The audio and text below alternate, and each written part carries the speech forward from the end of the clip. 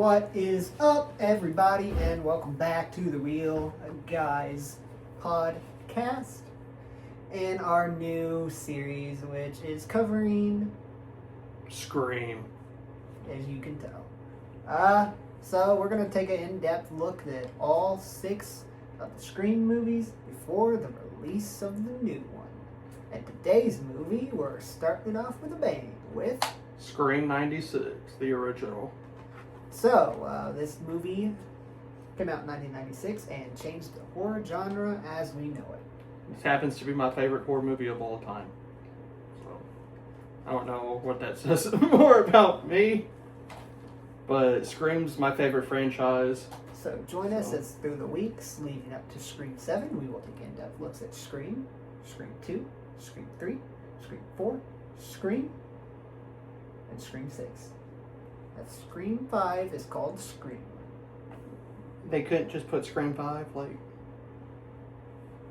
And through the weeks, we will give you our details, our in-depth look, and what we think of the true movies. And I might share some information that's in this book called What's Your Favorite Scary Movie? And it's like a deep dive through all the movies and includes a chapter about part 7 too, that I haven't gotten to yet. So, without further ado, welcome to the Real Guys Sit Down with Scream. Alright, Scream 1. This movie is very influential in the horror genre. I enjoyed it a lot. Yeah, like I said earlier, it's my favorite horror movie of all time. So, with this movie, it redefined an entire genre and how we look at horror movies to this day with Randy's invention of the rules. Yes. Before Scream 96, horror went down the drain. Like, with bad movies coming out in the 80s and 90s that just completely ruined the genre until Scream came out. Yeah, we had to sit through Jason Takes a Boat, which unironically started this channel. Right. And in the book that I was talking about, they talked about how the script was written, and it was called, coincidentally, Scary Movie. And how Christopher Landon was one of the first people to ever read the script, and that's why Kevin Williamson chose him to originally direct Scream 7. So, just a little bit of... But the fact they were going to call it Scary Movie.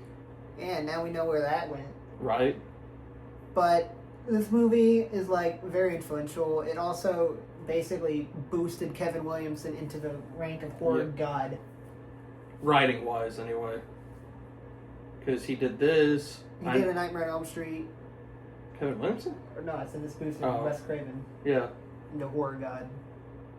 And then you got Kevin Williamson in this movie, skyrocketed him. He did your favorite movie, I Know What You Did Last Summer.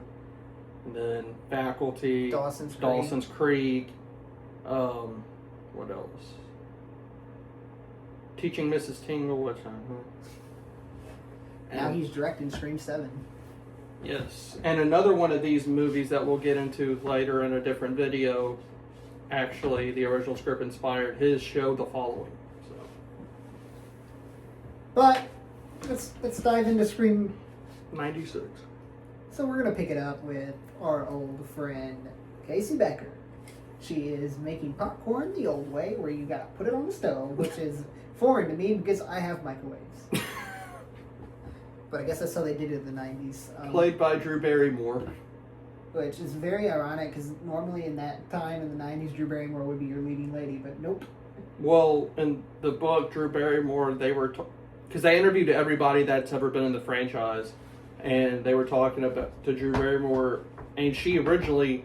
Wes wanted her for the role of Sydney, but she passed on it thinking it would be more shocking if they marketed her as the main final girl, and then she just dies at the beginning of the movie. Yeah, she's on everything. That's her.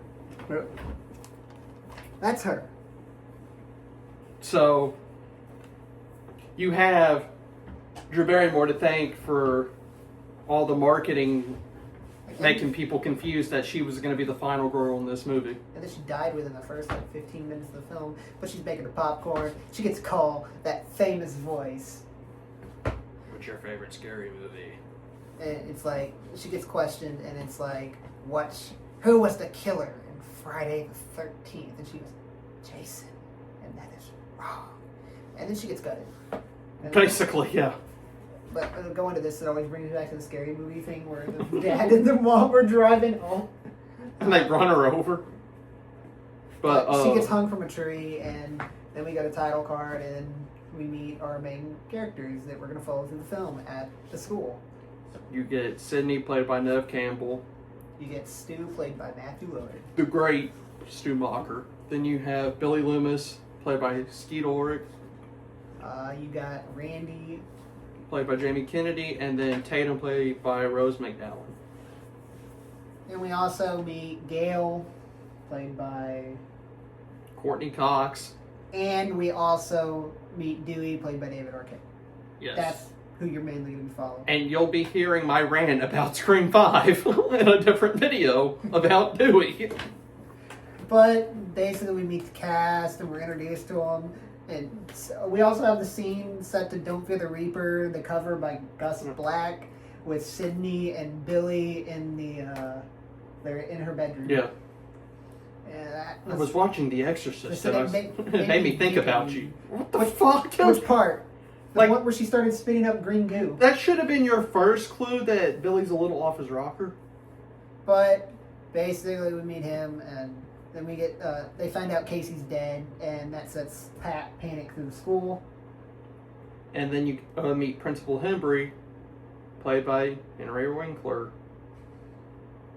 Or as people might know him as the Fonz. It's Show way before our time. yeah, but basically, we're introduced to this small town where a murder happens, and it's like this is the 1 year anniversary of Maureen Prescott's death, and they're not gonna let you live it down. All this could have been avoided if she just closed her legs. But I mean, basically, you find that out later, though. Ghostface is picking people off left and right. Yep. It's just your normal slasher, but rules. So Jamie Kennedy later on gets into these rules of horror movies. You can never have sex You can't drink or do drugs. or do drugs, and you never say, I'll be Be back, right. because you won't be back. I'll be right back. But this is influential, and this is one of the pillars of horror movies. I've said this a lot, but without Scream, we wouldn't have a lot of horror movies wouldn't exist without Scream. Exactly. So, I know The Summer wouldn't exist without Scream. yep. So then we talk about my favorite character in the whole franchise, Stu Macher. Matthew Lillard had some of the funniest jokes in this movie. Live her alone. Live her alone, man. Yeah, he's pretty funny, but it's also like wild acting. Like his acting Well, style yeah. is But you find out later why. such a fun. So, after all this, Stu has a party at his house because the school let out early because of a curfew because Ghostface... Killed the principal! Well, before that was when Sydney was in the bathroom and Ghostface just appeared. That's funny how nobody could figure that shit out. How the fuck did he get into the school? Exactly. Undetected. But then Stu throws a party, makes Tatum and Sydney go get drinks and stuff. And Tatum's killed in the garage door. Yes. But, and then after all that, after they find Principal Hembry's body on the goalpost of the football field. Which it was funny. That was pretty funny. After he gets murdered, he just cuts the schools out forever. And then, all the partygoers who are already drunk drive to the goalpost and calls Dewey and Gale to wreck. And then Dewey gets on top of Gale and they kiss. Yes. Which, okay. And that started a relationship that would... Right. And then Billy shows up. But Billy has been already arrested by Yeah, cops once. Billy's been arrested by cops because the first time Ghostface goes after Sydney, he miraculously shows up and a phone falls out, so they automatically assume it's him. and then they arrest him, and So then just kept him in jail. yeah, Sydney is at Tatum and Dewey's because we haven't said this, but Dewey is Tatum's brother. And Then the phone rings. It's Ghostface. He's like, "You fingered the wrong man." you fingered the wrong man. That's what he says.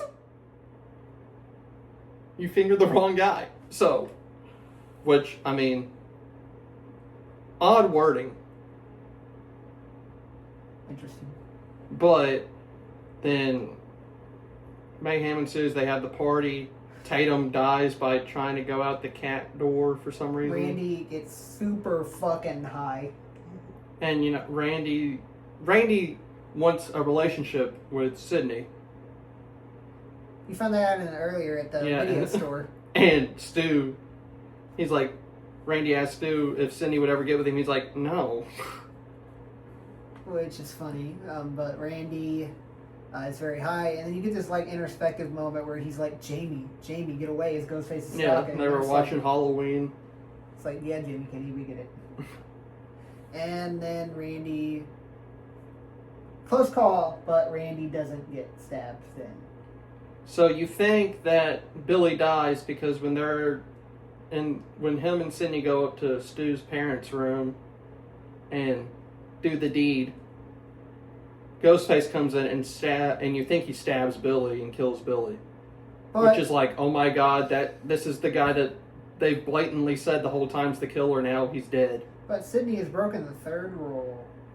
Or the first, one of the rules, I can't remember. But she's broken the rule, and that means she's now eligible to die. So the chase ensues, and then you find somehow Stu's outside with Randy. And they both, fuck both of you, Yeah. walked out. And they're like, let us in. And she closes the door. And then Randy somehow gets back inside. And after Billy falls down the stairs. And Randy's like, Stu's going mad. We all go a little mad sometimes. And then you find And out there's Randy. one of the killers is Billy. And then Sydney runs. Surprise, Sydney. It's Stu. And yeah. And So it was right in front of your faces the entire time. And then you find out then why the motive for it, and it was because Sydney's mother did Billy's father and caused his family to break up. see, like I said earlier, if Maureen would have closed her legs, none of this would have happened. And that sent Billy into a frenzy, and that is our plot of the movie. Yep. Interesting. But then this final fight ensues. Billy and Stu decide to stab each other. Which I never understood why they would stab each other in the fucking stomach when they could have just stabbed each other like in the shoulder. Because they're going to be the heroes of the movie. So they can plan the sequel, because these days there has to be a sequel. But the funny part is, one of them is determined to take the other one out. Yep. And I believe it is Billy proceeds to stab Stu like 17 times. And then throws a phone at him because he's a dick. And so then Stu's down for a little bit, and Billy and Sydney have their fight, and Billy ends up getting in real life, actually stabbed by the umbrella because Sydney missed. And stabbed him, and so that scream in the movie is actually real, and Billy is taken out. And then we get to the Stu fight, and they just drop a TV on his head. See, and people think he's dead. He's not dead. And then Billy pops up for one last scare, shoot him in the head. You always gotta shoot him in the head. And so, there we have it. As the song plays us out, I forget the name of the song, the news reporter does the... Gail does her a news report. And that's the end of the movie. That's the end of Scream.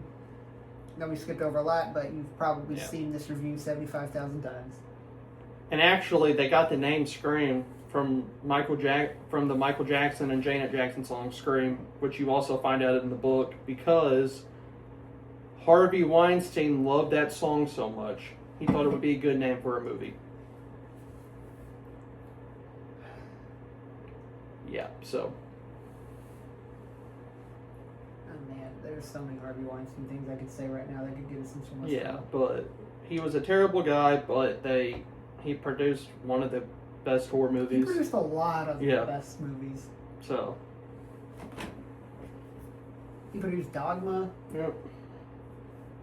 Like, introspective, horrible guy, but man, he's responsible for some great movies, but he also meddled in a lot of those fucking movies. Yep. Too much. Which, in this franchise, Scream 3, Scream 4. He meddled in those a lot, didn't he? Yep. But you also find out in this book that Wes Craven originally did not want to direct this movie. Until a kid told him at a convention that he needed to make better movies. And he was like, you know what? You're right. So I guess we have to thank that kid for the creation of Scream. For Wes Craven directing it, yeah. Who would originally have directed it if not Wes Craven? It probably wouldn't have gotten made. That'd probably get handed off to like Robert Rodriguez or somebody. But, yeah, so there's a bunch of other stuff in this book called Your Favorite Scary Movie that you guys can get and read. It's actually a really good book. Let's go to Barnes & Noble. Yeah, it's actually a really good book, and you learn a lot about the franchise. Including that they kept getting threatened of shutting the production down for this because it was so violent. I remember there's a story, the MPAA was like going to give it an NC-17 rating. They're like, Kevin, you got to, or not Kevin, Wes, you got to reshoot the opening. And Wes was like, well, I only had one take. And so they're like, okay, if you just cut every single other frame of the thing, we'll let it keep it in and we'll give you the R rating. He lied to them. He had multiple takes. Well, they also had to reshoot the final battle because of Stu and Billy stabbing each other. And they also were going to give it an NC-17 rating because Billy says that horror movies don't create psychos, they make psychos more creative.